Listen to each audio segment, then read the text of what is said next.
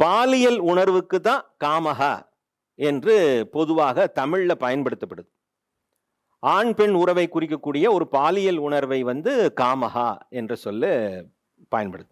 ஆனா சமஸ்கிருதத்துல காமஹா என்பது குறுகிய அர்த்தத்திலே எடுத்துக்கொள்ளப்படல. பொதுவாக எந்த பொருள் மேல் நாம் வைக்கக்கூடிய ஒரு ஆசையும் காமஹா தான். அது உணவாக இருக்கலாம், பொழுதுபோக்கு அம்சமாக இருக்கலாம், அல்லது உடையாக இருக்கலாம், அல்லது வீடு போன்ற வசதி வாய்ப்புகளா இருக்கலாம், கார் போன்றவையா இருக்கலாம்.